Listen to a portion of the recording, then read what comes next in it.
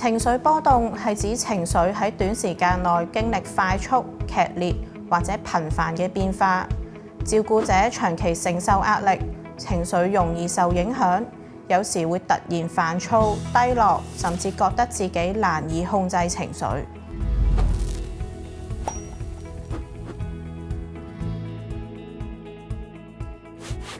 情緒波動常見原因之一，當情緒長期壓抑，令肝氣鬱結，進一步肝鬱化火，就會出現易怒、胸脅脹痛嘅情況。另一方面，身心勞累會耗傷肺氣，令人情緒低落、悲傷欲哭。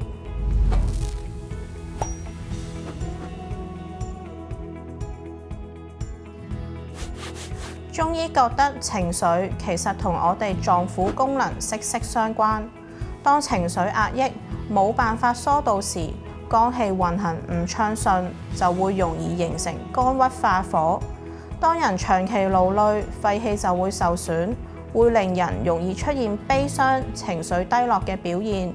如果唔及早調理，情緒波動就會出現得越嚟越頻繁。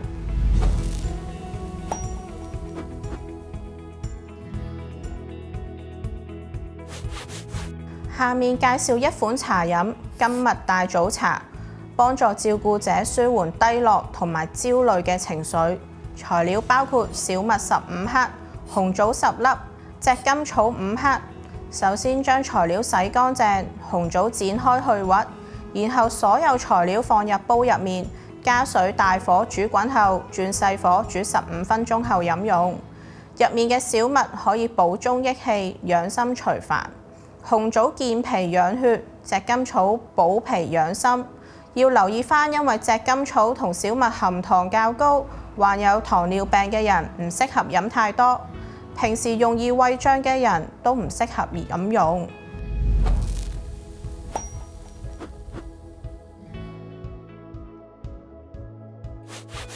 除咗食療，平時按下合谷同埋太沖穴都可以改善情緒波動。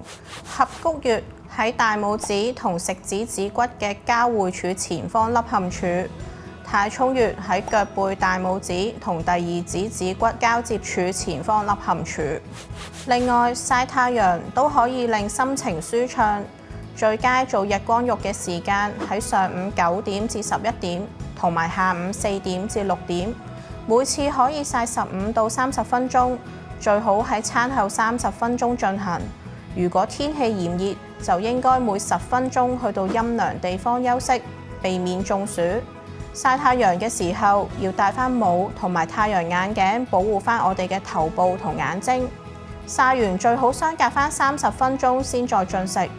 如果日光浴之後皮膚出現紅、灼熱、痕癢，或者有頭痛、失眠、心跳快等反應，就應該休息3到5日，觀察一下啦。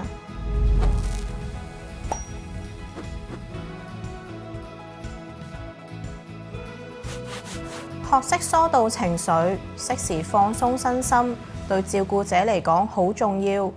照顧別人嘅同時，都要記得留空間俾自己。各位照顧者，加油！